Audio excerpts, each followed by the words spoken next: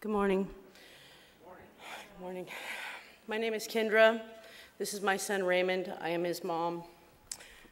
I'm probably going to cry, so pre-warning. Life is good now, but it wasn't always. My journey started when I was very young. I can't remember a time when my grandfather did not abuse me. During this time, I set the stage in my life that I thought that all men were bad as well as people. I thought that people were just there to hurt me, so I put my wall up. I began using drugs to numb the pain at age 14. I used them for many years.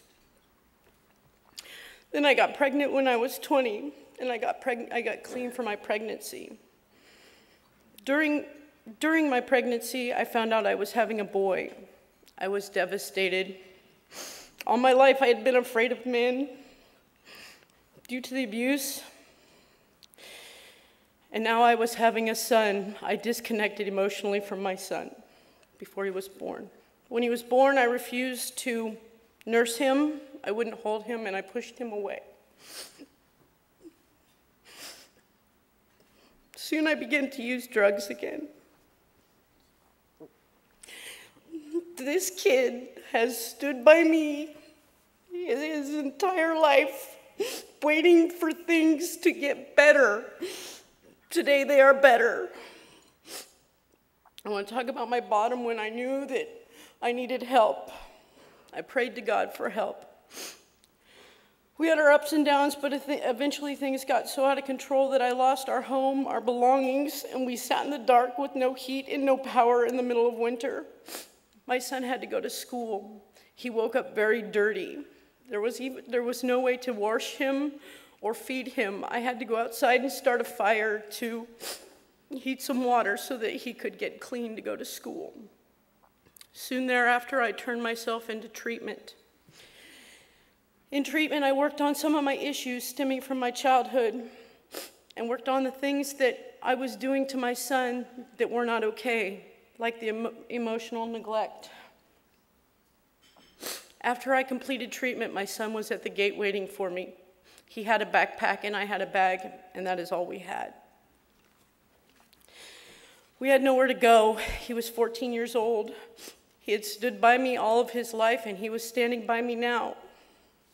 I'm not sure he had believed in me at this time, but he just wanted things to be better for us. My counselor suggested I go to a homeless shelter because nowhere else in Sonoma County takes teenage boys. First night at the shelter was terrifying. We had never been in a homeless shelter before, and I just couldn't figure out how everything had gotten so out of control. I thought when I arrived, people were going to judge Raymond and I. I did not want him to feel the stigma of being homeless, but what I experienced when I got to Catholic Charities was an abundance of compassion. Ray's experience at Catholic Charities was, or is, beyond words. He considers them family. They introduced Ray to boxing. They gave him a scholarship to Club X. He started doing volunteer work with Sister Kathleen, got close to her, started getting close to the people.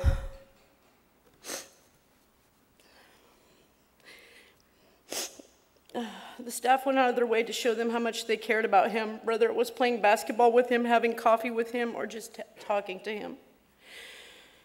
The structure at Catholic Charities pushed me to become better. There was no way I was going to be sitting around. I had to take responsibility for getting my life together. They held me accountable for remaining drug and alcohol free and provided parenting classes, employment workshops, and career counseling. They helped me realize that I needed to go back to school so I could start working to provide for my son.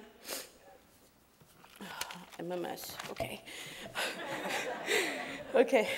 They really helped Raymond as well. When Raymond first came to FSC, his self-esteem was very low.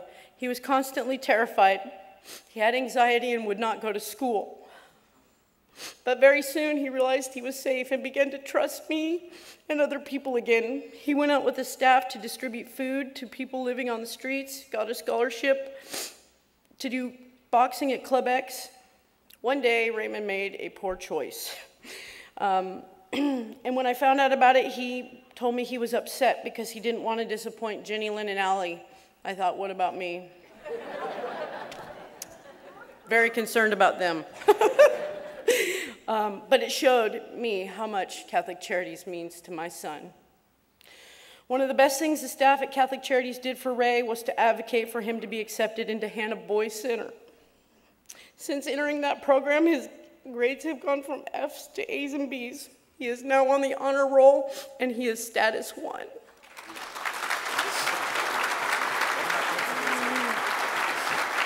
Yes.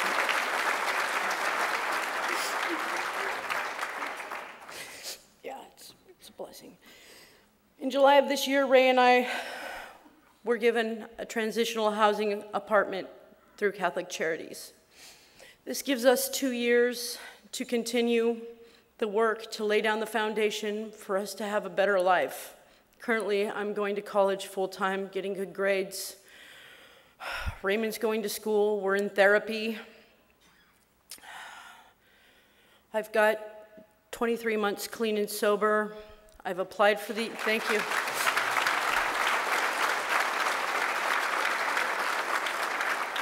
I have applied to the union and they have accepted me, so yeah. I know, thank you. But out of all these monetary things, the most important thing to me now is that I can hug my son and not feel like he's violating me, and he can hug me. That's huge for us. We are more the family than ever. It started with a backpack, now we have a future.